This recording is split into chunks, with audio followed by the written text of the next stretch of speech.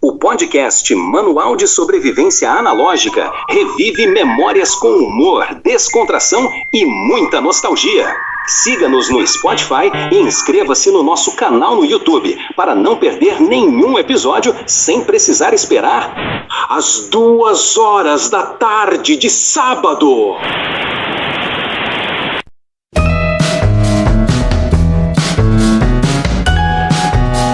Seja muito bem-vindo, meu nobre sobrevivente analógico! Está começando mais um episódio do glorioso, nostálgico e caótico Manual de Sobrevivência Analógica!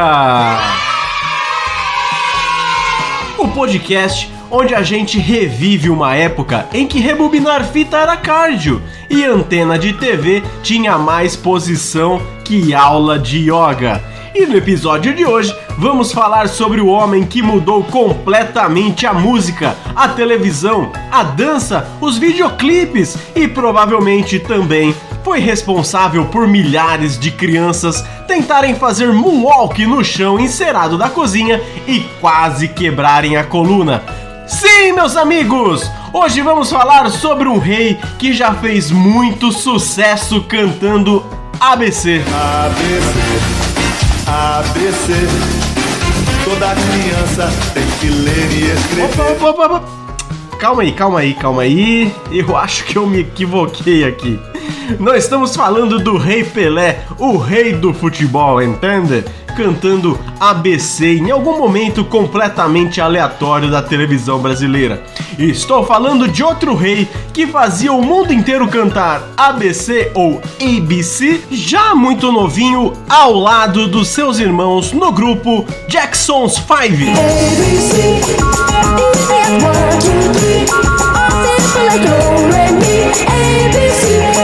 Pois no episódio de hoje falaremos sobre o rei do pop, ele mesmo, Michael Jackson!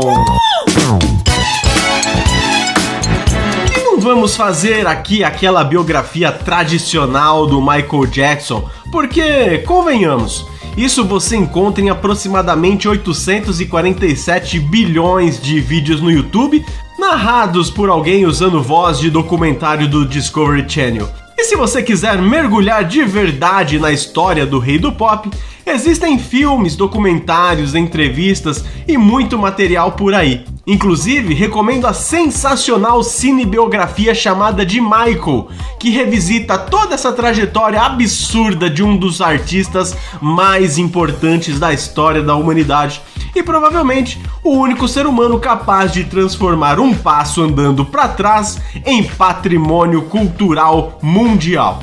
Aqui no Manual de Sobrevivência Analógica, a gente tenta fugir do arroz com feijão da internet. A ideia aqui não é repetir Wikipédia com trilha épica no fundo.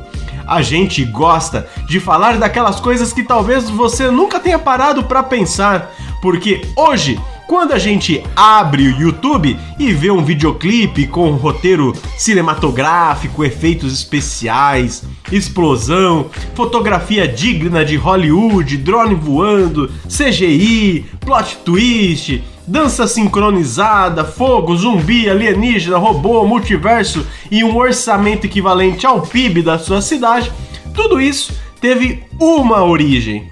E essa origem, meus amigos, usava luva de brilhante. E essa origem atende pelo nome de Michael Jackson. Agora pense comigo.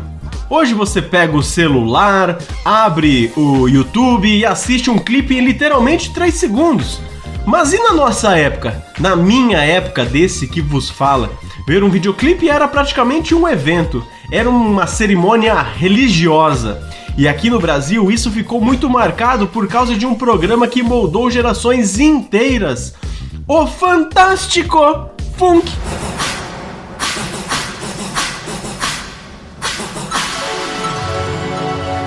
Isso porque o Fantástico teve uma fase em que exibir clipes musicais era uma parte fortíssima da identidade dele, principalmente nos anos 80 e comecinho ali dos anos 90.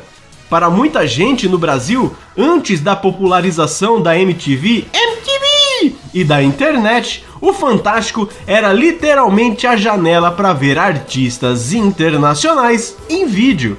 E isso tinha um peso gigantesco, porque não existia YouTube, videocassete ainda era muito limitado, TV por assinatura era algo raríssimo e a MTV Brasil só surgiu em 1990. Então muitas vezes o brasileiro via um clipe pela primeira vez no Fantástico e o programa anunciava aquilo quase como se fosse uma final de Copa do Mundo. Hoje, com exclusividade, o novo clipe do Michael Jackson! Rapaz, nesse momento até quem tava na rua fofocando com a vizinha corria pra dentro de casa. Domingo à noite tinha quase um ritual. Acabava o futebol, vinha a abertura clássica do Fantástico. Sobe a música do Fantástico de novo.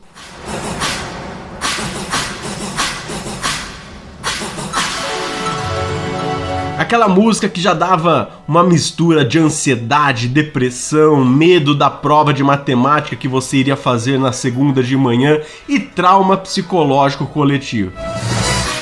E no meio das reportagens, humor e quadros, apareciam videoclipes de artistas como Madonna, Bon Jovi, Guns N' Roses, A.H.A., Legião Urbana, RPM, e aquilo era mágico.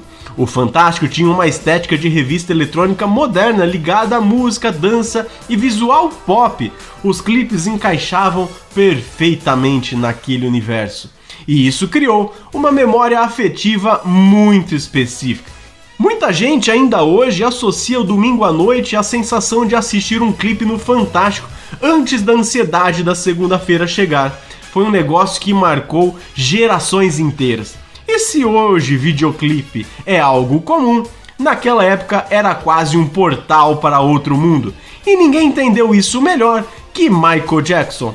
Mas antes da gente entrar de cabeça na tumba dos mortos-vivos, já deixe eu fazer aquele pedido carinhoso, humilde e sem pressão psicológica nenhuma. Se você gosta desse tipo de conteúdo nostálgico, se inscreva no canal do Manual de Sobrevivência Analógica no YouTube. Todos os nossos conteúdos estão disponíveis lá para você usar e abusar de nós. Tem até uma playlist com todos os nossos episódios na sequência para você ir ouvindo enquanto dirige ou enquanto faz o número 2 no banheiro. Ah, mas eu não curto o YouTube. Tem outra opção? Com certeza, meu nobre Birijim. Você pode nos seguir no Spotify. Se o Michael Jackson revolucionou o videoclipe, você pode revolucionar a nossa autoestima clicando em seguir. Olha que bonito! E outra, se você não nos seguir, um zumbi de Thriller pode aparecer dançando na porta da sua casa às 8h07 da noite, bicho, e te levar para o limbo limboso do pântano cavernoso das trevas. Então já segue aí, compartilha esse episódio e bora viajar no tempo!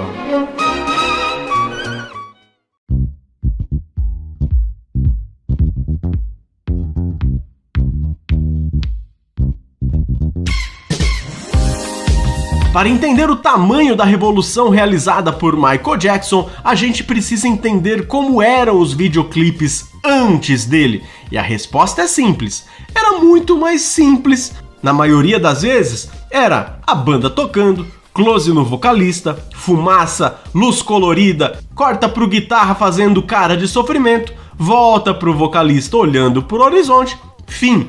Basicamente um programa do Chacrinha com orçamento internacional. Não existia ainda essa ideia de videoclipe como cinema. Os clipes serviam quase como material promocional. Era algo muito mais musical do que narrativo. É neste contexto que surge Michael Jackson. E não é exagero dizer que ele foi um dos artistas mais impactantes da história da música. O eterno rei do pop construiu uma carreira marcada por recordes, sucessos estrondosos no mundo todo e mudou para sempre a forma como artistas produziam arte. Ele levou os videoclipes muito além de vídeos monocromáticos e produções sem enredo. Mas onde tudo isso muda? Interrogação. Tudo muda de vez após o lançamento do álbum Thriller em novembro de 1982. Ali, praticamente toda a indústria musical começa a mudar sua forma de apresentar conteúdo para o público. Só que o primeiro grande choque visual daquele álbum aconteceu com a música Billie Jean, em 1983.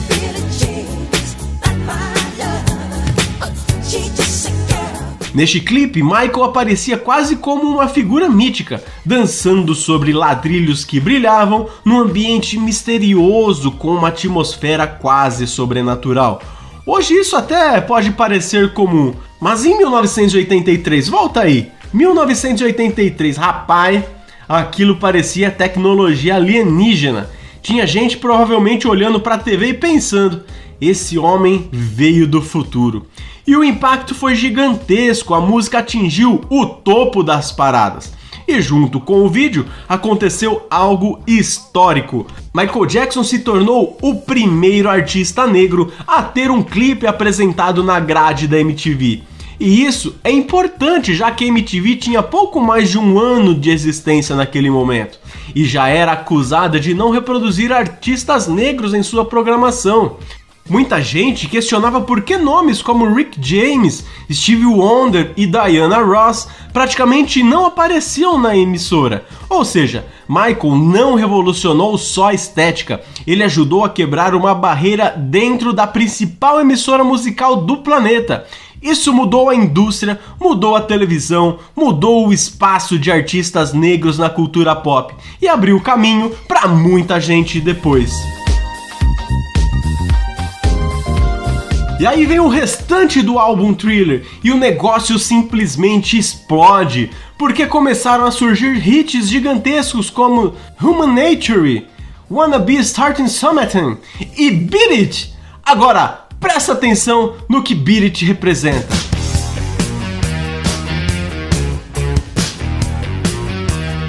Ela foi a primeira composição de rock de Michael Jackson e trazia elementos visuais muito bem construídos, coreografias, narrativa, estética cinematográfica e temas populares. E ainda aconteceu outra coisa histórica. Beat It foi a primeira música de um artista negro a tocar nas rádios de rock declaradamente brancas. E mais, assumiu o topo simultâneo de charts de pop, rock e R&B, um gênero musical criado pela população negra nos Estados Unidos nos anos 40.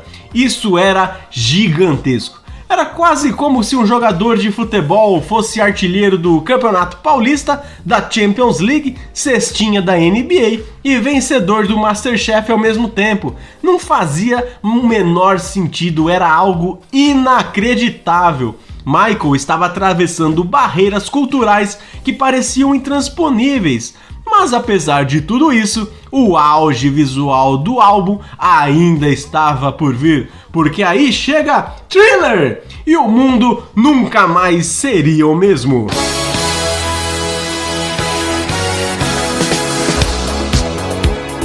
A ideia de Thriller começa quando Michael Jackson assiste a um filme, Um Lobisomem Americano em Londres, de 1991.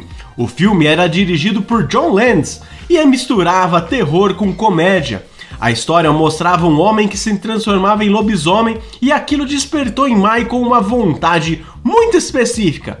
Ele queria trazer aquele clima sombrio, cinematográfico e cheio de maquiagem para um videoclipe. Só que Michael não queria fazer um clipezinho legal qualquer aí não. Ele queria fazer algo monumental. O próprio diretor John Landis contou depois que Michael queria se transformar num verdadeiro monstro. E tudo precisava acontecer de forma extremamente espetacular e surpreendente. Na visão do diretor, tudo foi pensado e executado de maneira milimétrica. E existe um detalhe maravilhoso nisso tudo. Michael tinha uma preocupação enorme até com a coreografia dos zumbis, porque ele não queria que parecesse algo cômico, ele queria que fosse sério, assustador, impactante. Olha o nível de perfeccionismo desse homem. Qualquer outro artista talvez falasse: coloca uns dançarinos aí balançando os braços e pronto. Michael não. Ele ensaiou por semanas seguidas até os passos ficarem perfeitos e, sinceramente, funcionou, porque até hoje qualquer pessoa reconhece imediatamente a dança de Thriller, mesmo quem nunca viu o clipe inteiro, e talvez seja um dos maiores sinais de impacto cultural da história.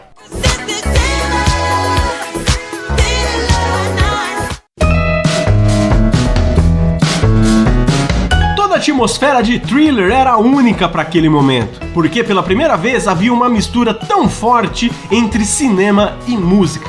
Tínhamos uma história sendo narrada, personagens definidos, momentos com mixagem sonora específica, mudança de áudio, atuação, suspense, cenas cinematográficas e estrutura de curta-metragem.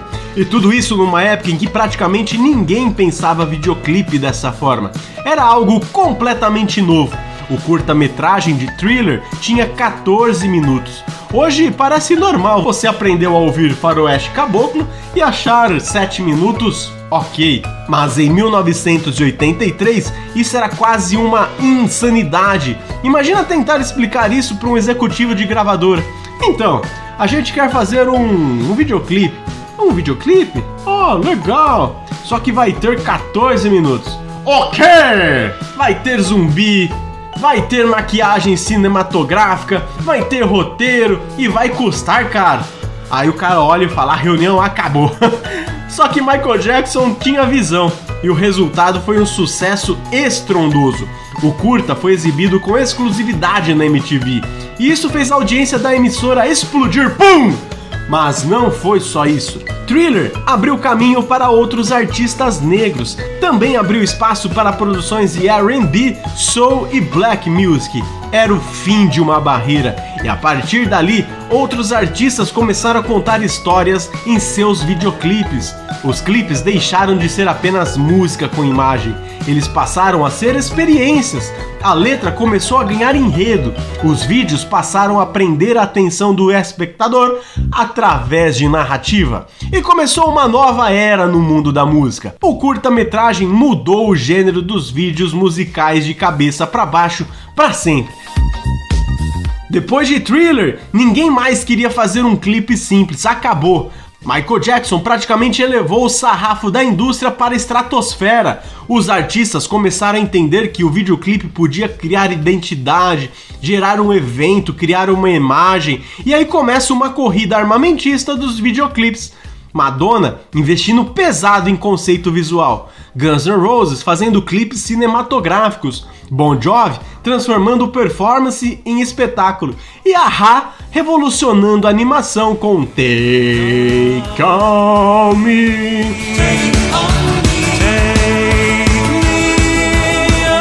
Aliás, Take On Me parecia um aluno de desenho do Senai entrando num portal interdimensional. E era maravilhoso. Até no Brasil a influência começou a aparecer. RPM, Legião Urbana, Titãs, Paralamas, todo mundo começou a pensar mais visualmente, porque Michael tinha mostrado que a música não era só som, ela também podia ser imagem, e emoção, e narrativa, e isso mudou inclusive o comportamento do público. As pessoas passaram a esperar o lançamento de um clipe. Não era mais só ouviu a música nova? Agora era, você viu o clipe? Olha como isso continua até hoje. Quando um artista gigantesco lança alguma coisa, existe a expectativa visual. E isso nasceu naquela era. E aqui no Brasil tudo isso tinha um sabor ainda mais especial, porque muita gente viveu essa revolução através da televisão aberta. O Fantástico acabou se tornando quase uma espécie de MTV brasileira antes da MTV existir.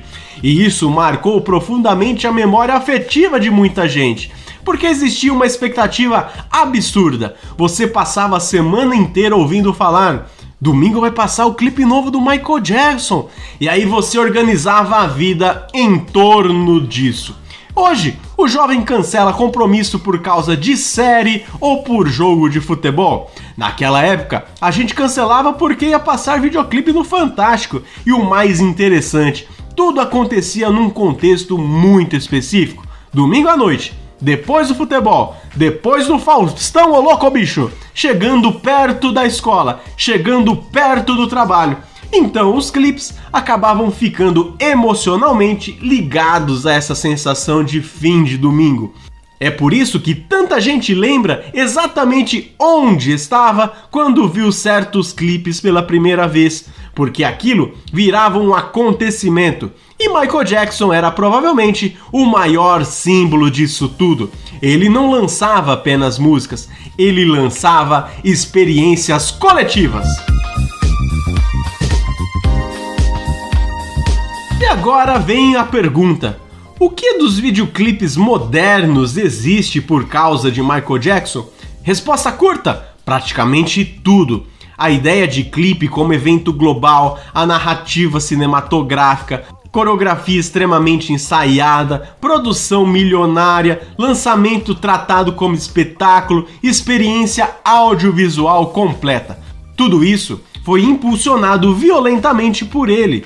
Hoje a gente vê artistas lançando clipes com um orçamento absurdo.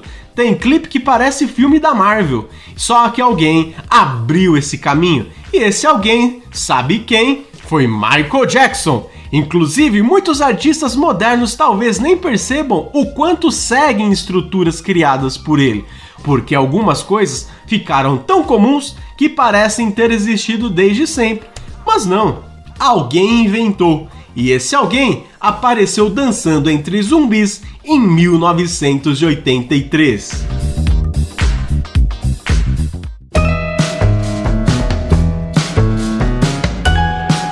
Michael Jackson não revolucionou apenas os videoclipes, ele revolucionou a forma como a música era consumida, transformou canções em acontecimentos, transformou o lançamento em espetáculo, transformou o videoclipe em arte cinematográfica. E talvez o mais impressionante, ele fez tudo isso numa época sem internet, sem redes sociais, sem TikTok, sem YouTube, dependendo apenas do impacto cultural puro.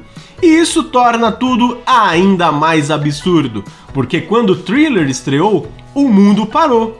Hoje a internet faz tudo parecer descartável, mas naquela época os acontecimentos duravam, criavam memória, viravam assunto, marcavam gerações. E talvez seja exatamente por isso que até hoje a dança de Thriller continua viva, porque ela não pertence apenas a um clipe, ela pertence a uma cultura pop. E talvez pertença também a um tempo em que esperar fazia parte da magia. Um tempo em que domingo à noite significava sentar na frente da TV, torcendo para aparecer um clipe novo no Fantástico. E quando aparecia, parecia que a gente tava vendo o futuro. Meus nobres, eu espero demais que vocês tenham gostado desse episódio especial do Manual de Sobrevivência Analógica. Se curtiu, siga a gente no Spotify, se inscreva em nosso canal no YouTube e compartilhe esse episódio com aquele amigo que até hoje tenta fazer moonwalk usando meia no corredor de casa. Aproveita e comenta também. Qual videoclipe marcou a sua infância? Qual foi aquele clipe que você viu pela primeira vez e pensou: meu Deus, isso aqui é absoluto cinema? O Manual de Sobrevivência Analógica vai ficando por aqui. Um abraço a todos vocês e tchau!